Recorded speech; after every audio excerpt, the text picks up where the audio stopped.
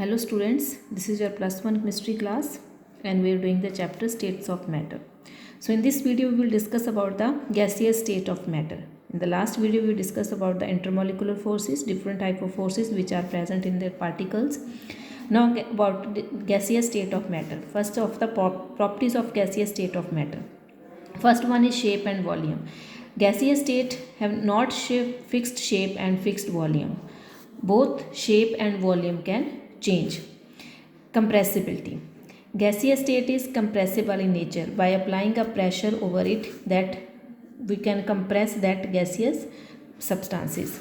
Next is homogeneous nature. Gaseous state or gaseous part, these are in the homogeneous nature.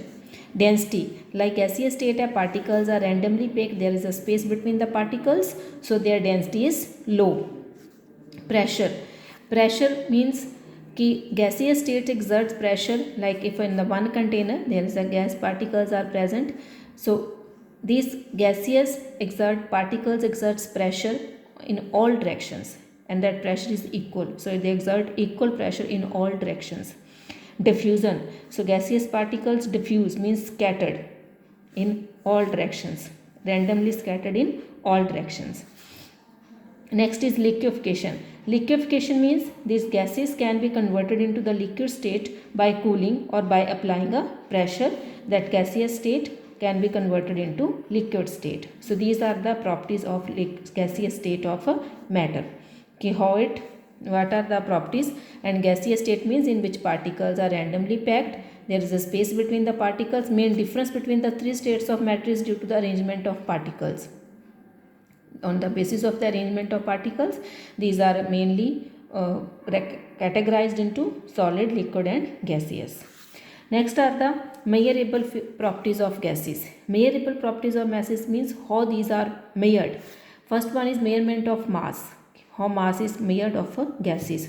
So weight of the container in which gas is enclosed and the weight of the container after removing all the gas is again measured. That gives the mass of a gas. Means mass of gas is equal to weight of container containing gas minus weight of container after removing all gas. So first weight the container which has a gas, and after that suppose that value is 80, and after that weight that container again after removing all gas from the container, that is minus from this which contains the gas, and that suppose this one is assumed at A minus B, that gives the value C, and this C is the mass of a gas. How it is measured. So this is the way to measure the mass of a gas. And what are the units? Units of mass is kg and gram, means kilogram, and in the gram that mass is measured, and it is measured to first weight the container which contains the gas, and after that remove all gas and weight the container and minus it from the value which is given by the gas present in the container.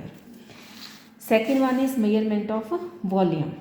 So measurement of the volume, space occupied by the substance. Measurement of the volume of a gas only requires the measurement of the volume of the container in which it is kept. So like not like a gas, so measure the volume, it requires only the measurement of the volume of the container in which it is enclosed or in which it is present. Now what are the units of volume? Main units of volume is, first one is liter, it's written as a capital L. Second is milliliter, ml, and next is cubic centimeter. Cubic centimeter, cm, centimeter cube. Now how these three units are related? 1 milliliter is equal to 1 centimeter cube, or 1 liter is equal to 10 cent per 3 or 3 centimeter. So in this way these three units are interrelated with each other. Thank you.